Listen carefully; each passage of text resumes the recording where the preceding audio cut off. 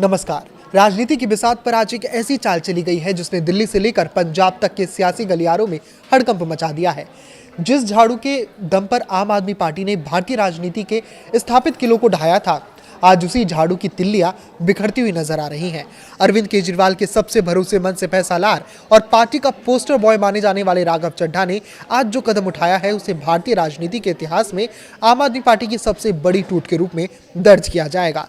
शुक्रवार की उस प्रेस कॉन्फ्रेंस में न केवल एक पार्टी का भविष्य दांव पर लग गया, बल्कि ये भी साफ हो गया कि राजनीति में अजय कोई नहीं होता। राज्यसभा सांसद राघव चड्ढा, संदीप पाठक और अशोक मित्तल ने एक साथ आम आदमी पार्टी को अलविदा कहकर भारतीय जनता पार्टी का दामन थाम लिया है। चड्ढा ने अपनी प्रेस कॉन्फ्रेंस में भावुक होते हुए कहा कि जिस पार्टी को उन्होंने 15 सालों तक अपने खून पसीने से सींचा, अब वो अपने मूल सिद्धांतों से भटक गई है। उनका आरोप है कि पार्टी अब देश हित के बजाय निजी स्वार्थों की पूर्ति का साधन बन गई है। राघव चड्ढा का जाना केजरीवाल के लिए व्यक्तिगत और रणनीतिक दोनों ही मोर्चों पर एक बड़ा घाटा है। वो पार्टी के उस दौर के साथी थे जब आम आदमी पार्टी एक आंदोलन थी, लेकिन आज उसी आंदोलन के नायक ने पार्टी पर ही कार्यकर्ताओं को नजरअंदाज करने का आरोप लगा दिया है। इस बगावत की पटकथा पिछले कुछ महीनों से ही लिखी जा रही थी।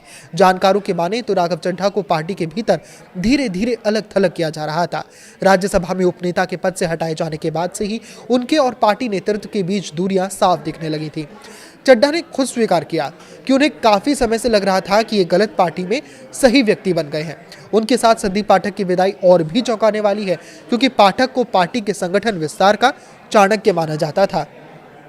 पंजाब और दिल्ली में आम आदमी पार्टी की जीत में पर्दे के पीछे उनकी भूमिका अहम थी। जब संगठन का वास्तुकार ही घर छोड़ दे तो नींव का हिलना लाजमी है। राजनीति के इस खेल में सबसे दिलचस्प मोड़ 2/3 का आंकड़ा है। राघव चड्ढा ने दावा किया है कि राज्यसभा में आम आदमी पार्टी के 10 में से 7 सांसद उनके साथ हैं। स्वाति मालीवाल, हरभजन सिंह, राजेंद्र गुप्ता, विक्रम साहनी जैसे नामों का उनके साथ होना यह दर्शाता है कि यह महज एक व्यक्तिगत इस्तीफा नहीं बल्कि पूरी पार्टी का विभाजन है।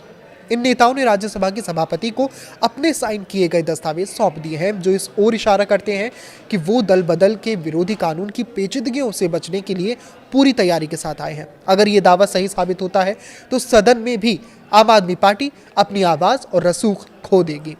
इस टूट के बीच पंजाब की राजनीति में भी सुगबुगाहट तेज हो गई है।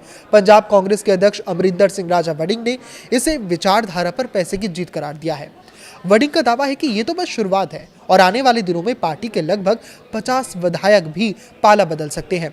यदि ये सच होता है तो पंजाब की भगवंत मान सरकार पर भी संकट के बादल मंडरा सकते हैं। विपक्ष के लिए एक सुनहरा मौका है जहां वो कट्टर ईमानदार होने के दावे पर सवाल उठा रहे हैं। बहरहाल, अगर इन नेताओं की राजनीतिक और व्यक्तिगत उपलब्धियों को देखें तो इनका आम आदमी पार्टी से बाहर निकलना सही मायनों में अरविंद केजरीवाल के लिए जोर का झटका है।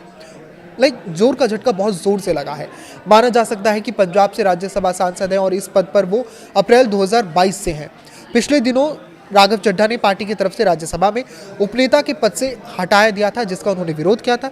इसके बाद से ही माना जा रहा था कि राघव चड्ढा जल्द ही अपनी राजनीतिक सफर में नए रास्ते तलाश कर सकते हैं और उन्होंने एक नया रास्ता तलाश कर लिया है, जिसमें बीजेपी उनके सामने खड़ी है। अब उन्होंने बीजेपी ज्वाइन कर लिया, बाकी के 7 सांसदों ने भी बीजेपी का दामन थाम लिया है। अब आगे आने वाली राजनीति क्या होती है ये देखना दिलचस्प होगा। इस पर आपकी क्या राय है, हमें कमेंट करके जरूर बताएं। लाइक करें, शेयर करें और इसी तरह जुड़े रहें। नमस्कार।